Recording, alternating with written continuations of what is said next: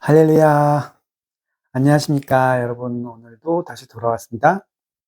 일주일에 한 번, 토요일마다 독일신학 박사의 JMS 증거하기. 예, 오늘은 제가 박사과정 시작할 때 박사과정 지도교수를 찾던 이야기를 할 건데요.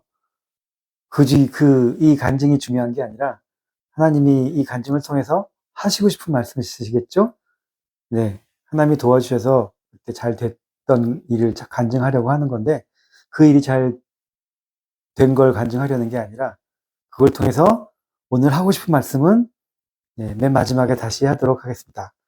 물론 썸네일이나 제목을 통해서 끝까지 방심하지 말고 끝까지 열심히 잘하자, 기도하자, 그런 내용이겠죠? 예, 그런 내용입니다.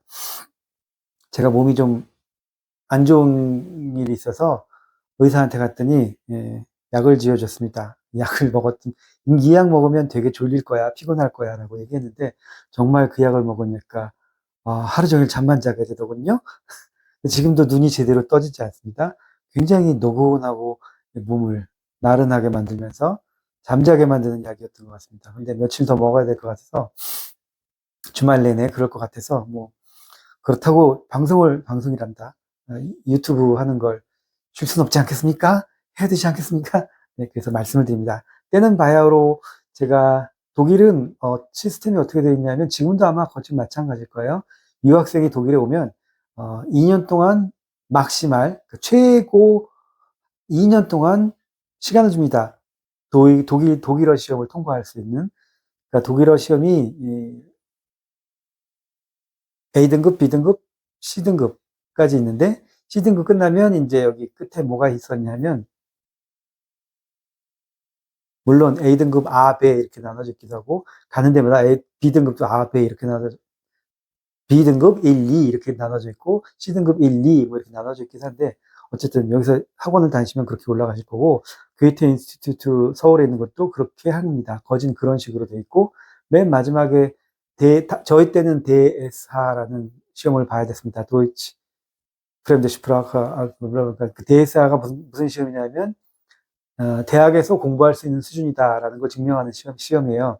일반 뭐라 그러죠? 이민자들에게 요구하는 시험은 B등급까지만 하면 뭐 취업도 할 수 있고 경우에 따라서 할 수 있는 등급인데 독일어 수준이 그 맨 위에 가면 이제 대학 수업을 따라갈 수 있다라고 증명하는 시험이 대4가 있습니다. 그 대학마다 알아서 치는 시험이에요. 요즘엔 테스트 다프도 있고 여러 가지가 있는데 그 테스트 다프라는 것도 그때 제가 유학 왔을 때 바로 시작한 거여서 그때는 거의 없었어요. 전부 다 대4라는 시험을 쳤었습니다. 여기다가 아마 자막 달아드릴게요. 그 시험을 위해서 통과한 사람만 대학에 들어갈 수 있는 자격이 되는데 그 시험 통과하는 데까지 최장기간 2년 동안 비자를 줍니다. 독일에 있어서는 비자를.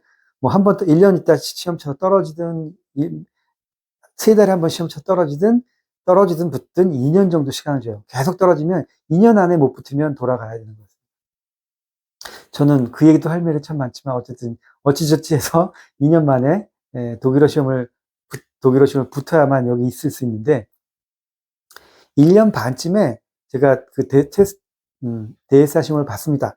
1년 반쯤에 독일에 온 지 1년 반쯤 됐을 때 이 시험을 봤는데 그 시험이 어떻게 됐냐면 문법이 있었고 듣고 이해하기, 그 다음에 읽고 이해하기, 그 다음에 장문 쓰기 이 세 가지를 붙으면 그 다음에 이제 그 뭐라 그러죠? 구두 시험이 있습니다. 선생님하고 앉아서 얘기하는 시험. 첫 번째 시험에서 4개를 붙었는데 그 마지막 시험에 무슨 그 당시에 인도네시아 쓰나미가 있었어요. 여름에 인도네시아에 큰 쓰나미가 있어가지고 인도네시아는 섬이 막 쓰나미에 초토화되고 나중에 그런 영화도 나왔죠.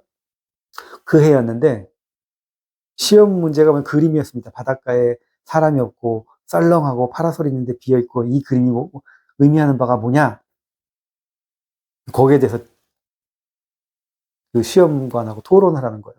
근데 제가 그걸 캐치를 못했어요. 쓰나미 때문이다. 왜냐면 뉴스에 관심이 없었거든요. 왜냐면 시험에 붙어야 되니까.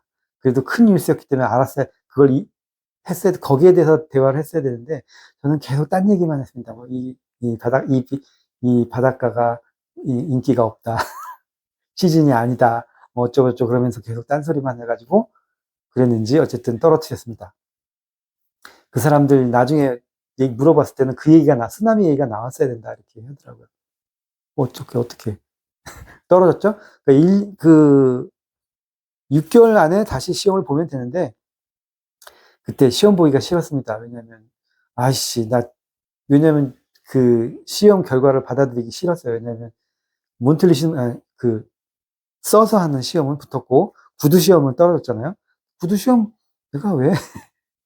그게 이해가 안 되는 거야. 말은 잘했는데 서로 왔다 갔다. 이해도 서로 잘했고, 거기서 꼭 그 쓰나미에 대한 이야기를 해야 된다는 게, 그 당시엔 이해가 안 됐습니다. 그래서 그냥 시험 합격 없이 그냥 박사과정이니까 지도교수를 찾아보자. 이런 생각을 했습니다. 그래서 그냥 집에 앉아가지고, 제가 살고 있는 도시 근처에 7개 일곱 개 도시를 찾아서, 독일은 대학마다 도시가 하나씩 있거든요. 뭐든지 거의 90% 이상 국립이니까. 그래서, 입학금도 없고, 그 등록금도 없고 그런 거잖아요. 국립이기 때문에, 국립대학인데 도시마다 거의 하나씩 있으니까, 제가 살고 있는 이 도시를 중심으로 해서 6개 대학을 골라가지고, 멀게는 2시간, 3시간, 뭐 30분 이렇게 해가지고 6개 도시를 골라가지고 거기에 있는 교수님들을 찾아서 편지를 썼습니다. 내 자료들하고 다 붙여가지고, 나는 누구고 내 박사과정 지도교수가 돼줄 수 있느냐, 나를 받아달라, 이런 편지를 썼습니다. 그때 제가 전공을 고를 때 신학을 할까 아니면 디자인을 공부할까? 무슨 디자인이었냐면 북 디자인을 하고 싶었던 생각이 있었어요.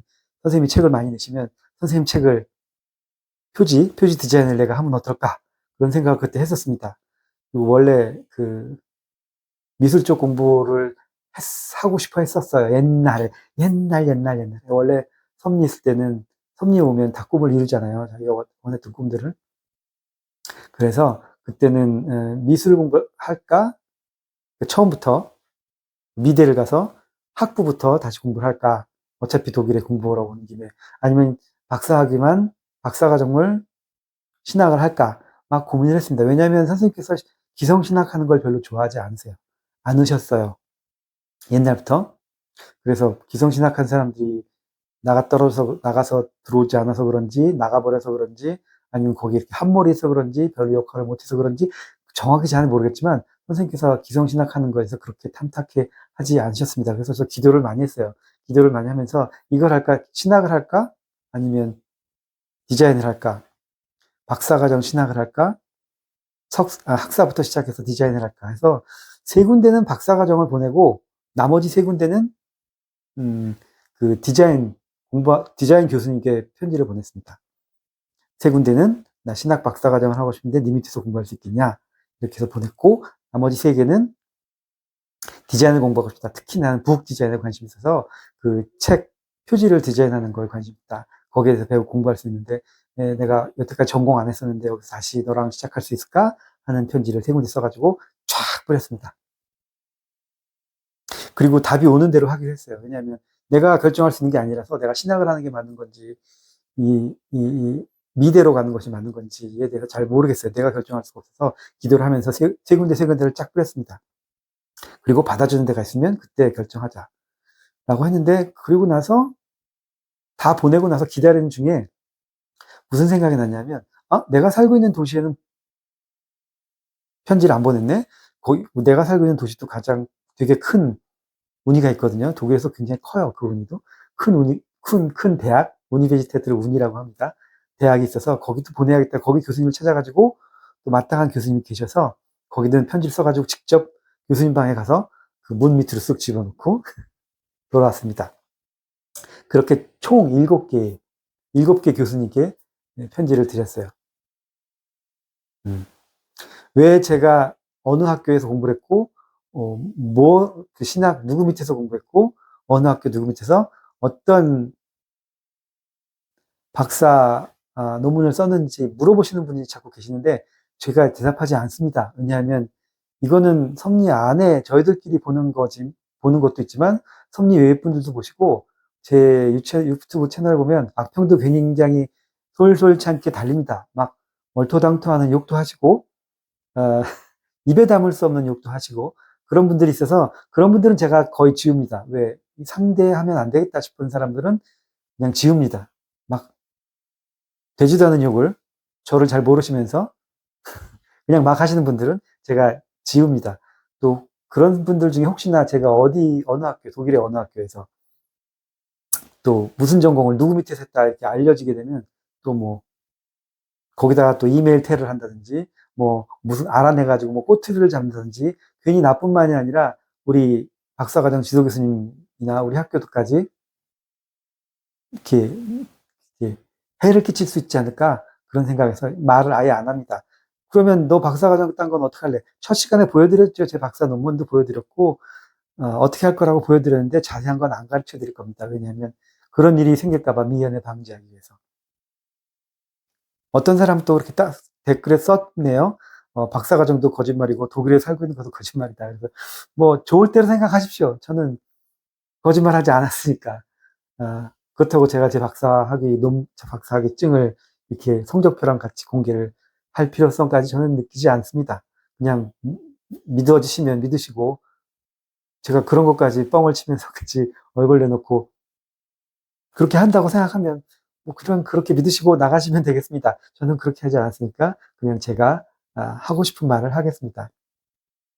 네, 그렇게 해서 7군데를 보냈는데 대답은 여러 군데서 왔습니다.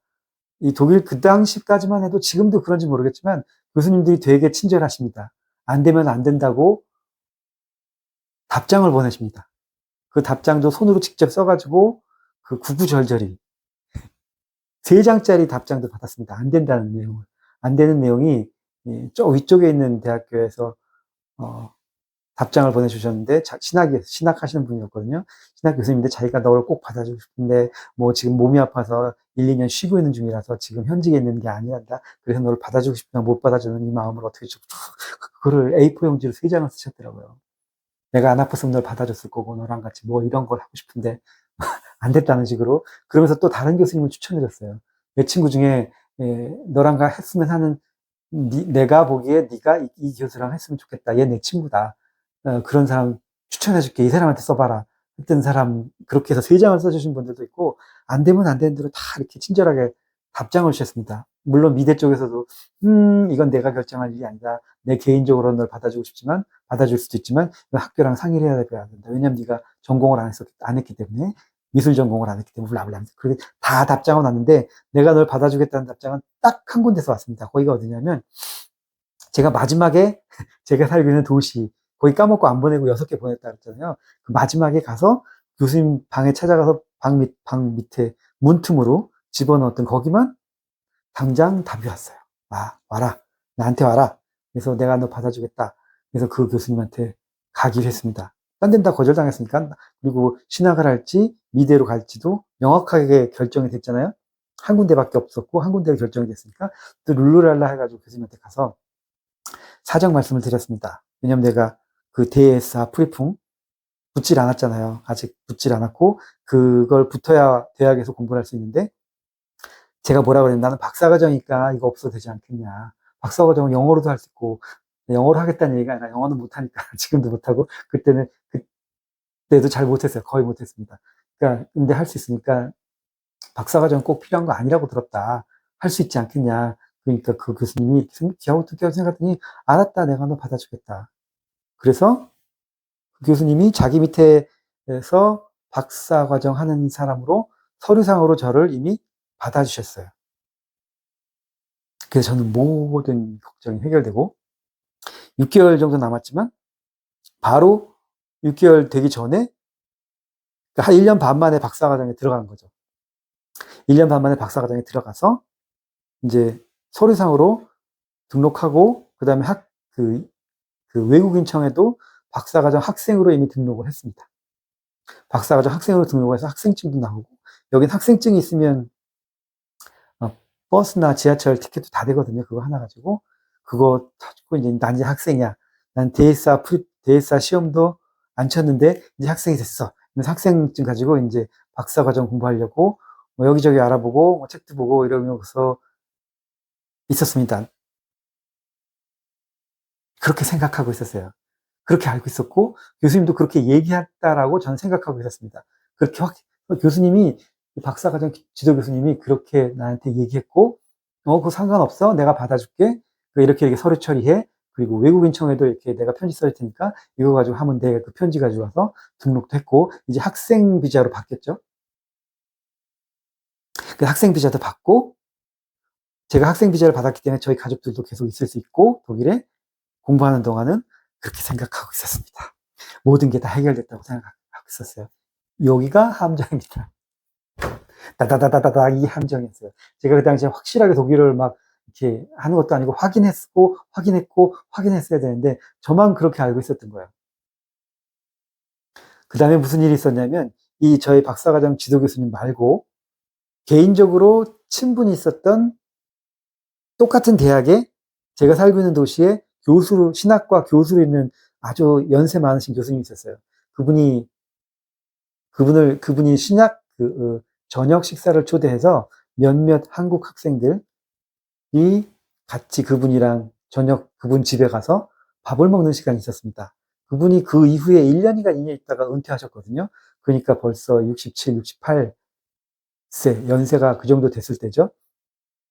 66세나 67세 그 정도까지 되신 그 신학과 과장 같은 그런 그 대학의 신학과가 굉장히 크고 유명하고 큰 걸로 유명하거든요. 거기서 굉장히 유명하신 교수님이었는데 그분이 이제 한국 학생들 세 명을 불렀어요. 전부 가정이 있어서 저희도 가서 같이 밥을 먹게 됐는데 재밌게 식사하고 재밌게 이야기하고 나중에 그 교수님이랑 지도 교수님이 아니에요. 다른 교수님이에요. 이 다른 교수님이랑 교수님 작업실에 가서 잠깐 단둘이 면담 같이 이야기할 일이 있어서 그 얘기를 했습니다. 제가 사실은 대에사 시험을 봤어야 되는데 한번 떨어지고 6개월 있다 다시 보고 가려고 그랬는데 지금 지도 교수님을 구해서 그 지도 교수님이 날 받아줘서 이 시험을 볼 필요가 없게 됐다.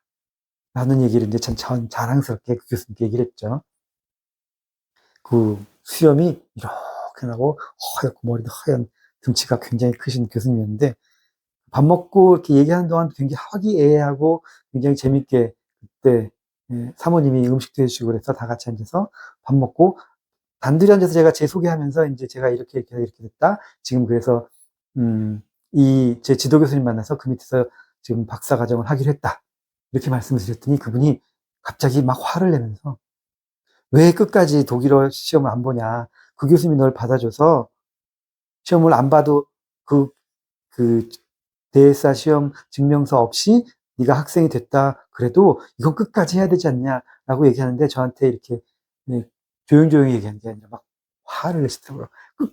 화를 내는 건 아니고 막 이렇게 흥분해서 주장을 하시더라고요. 꼭 해야 된다면서 너 응? 아무리 그 교수님이 널 받아줬어도 응? 시험에 필요 없이 입학했어도 너 독일어 그 시험은 꼭 끝까지 해야 되는 거 아니겠냐면서 끝까지 하라고 해야지 왜 안 하냐면서 응? 관두면 안 된다면서 끝까지 하라고 막 한 5분 10분 동안 막 혈기 왕성하시게 나한테 막 침튀게 하면서 하시는 거예요. 그때 그 얘기를 들으면서 이거 왜 내가 끝까지 해야 되나? 시험 붙어야 되나? 붙든 안 붙든 상관없이 끝까지 하라는 거야. 그래서 그때 그 일이 있고 난 다음에 사실 저는 안 해도 된다고 생각하고 있었거든요.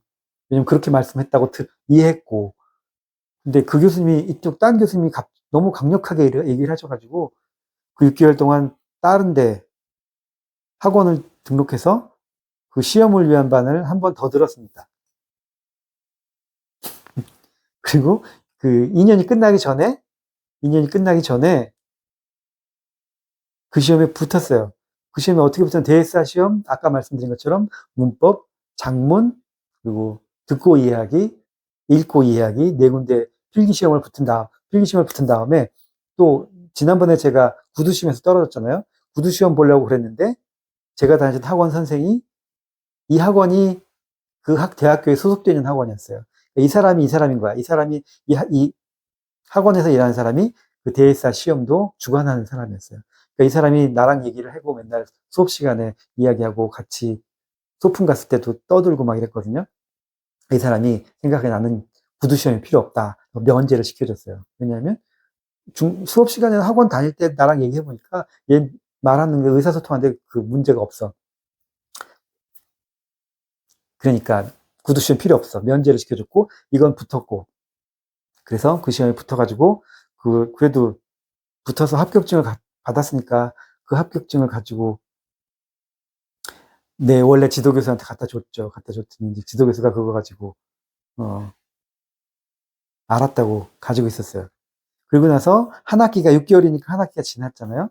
한 학기가 지나고 다시 다음 학기 등록을 하러 갔는데 등록이 안 되는 거예요. 등록하러 갔는데 등록이 안 된다는 거야 나한테. 왜 안 되냐 그랬더니 여기 아웃슬랜드 그러니까 외국인 학생들 관리하는 사무실에 가보래요. 왜 안 되니? 거기서 안 되게 걸어놨으니까. 그래서 그걸 갔어요. 가서 물어봤는데 왜 안 됐냐 하면 여기가 문제입니다. 왜 안 됐냐? 제가 대회사 프리품 그 합격하는 증명서가 없어서 다음 학기 연장이 안 된다는 거예요. 우리 교수님이 이거 받아준다고 했는데 그게 뭐냐면 1년 동안 유예기간을 준 거야. 1년 동안 유예기간을 줄 테니까 내 박사과정 학생으로 들어와서 네 비자 해결하고 뭐 이것저것 안 되는 거 다 해결하고 1년 안에 이 시험을 붙어라. 그러면 그다음부터 또 이제 박사과정을 할 수 있으니까. 그런 조건부로 받아준 거였습니다. 제가 그 당시에는 독일어가 약간 확실하지 않아서 그 내용은 전혀 이해를 못했어요. 그냥 받아줬다. 너 이제 아무 상관없으니까 외국인청에도 가고 너 이렇게 해서 내가 편지 쓸 때 해결해라. 이것만 너무 기뻐가지고 난 이 시험 당락에 상관없이 박사과정생이 된 거다. 라고 기뻐가 날뛰면서 혼자 좋아하고 있었습니다. 근데 저 혼자 그렇게 좋아하고 다 모든 게 다 해결됐다고 좋아하고만 있으니까 하나님이 다른 교수님을 통해서 막 화를 내시면서 그러면 안 된다고 이거 끝난 거 아니라고 너 이거 꼭 끝까지 해야 된다라고 하시면서 제가 그래서 낌새가 이상해서 이거 하나님이 하시나? 이 교수님이 날 처음 봤는데 왜 이렇게 화를 내지? 하면서 공부를 해서 다시 시험에 붙었죠. 그러면서 그 외국인 학생 담당하는 사무실에 가서 나 시험 붙었어 상관없어. 그래서 그 시험 붙은 거 다시 보여주고 바로 해결했습니다. 만약에 거기서 제가 시험을 안 붙었으면, 시험을 안 봤으면 다 된 건 줄 알고 어떻게 됐겠습니까? 한국으로 돌아가야죠, 뭐. 어쩌겠어요. 그 유예 기간이 다 지나도록 시험을 안 보고 가만히 있었으면. 그쵸? 그래서 그때도 하나님이 다른 교수님을 통해서 그렇게 막 욱박 지르듯이 저를 깨닫게 하시사 제가 다 된 줄 알고 있었는데 사실은 안 되고 있었던 거 끝까지 하나님이 책임져 주시고 보시고 함께 하시사 해결해 주셨던 이야기를 간증을 드리고 싶은 건데 이 말씀을 드리는 이유는 우리도 끝까지 방심하지 말고 끝까지 기도하고 끝까지 잘 합시다. 이 말씀을 꼭 드리고 싶었던 거예요. 왜? 이제 한 일주일 남았잖아요. 9월 7일인가? 바로 다음 주까지 판결이 끝나니까 이 심은 그때까지 우리가 다 된 것 같고 잘 되고 있는 것 같고 마음 놔도 될 것 같지만 마음 놓지 마시고 방심하지 마시고 끝까지 열심히 쌤을 위해서 또 재판을 위해서 끝까지 기도합시다. 넘어가면 또 그 다음 단계도 있고 또 처리할 것도 많으니까 방심하지 말고 또 마음 놓지 말고 어떻게 될지 모르는 거니까 우리가 모르는 일들, 우리가 이해하지 못했던 것들이 숨어 있을 수도 있을지 모르니까 잘 찾아내서 주님이 인도하신 대로 하나님이 인도하신 대로 끝까지 잘해보자. 끝까지 기도하고 끝까지 잘해보자 하는 의미로 말씀드렸습니다. 여러분 끝까지 기도하고 열심히 합시다. 감사합니다.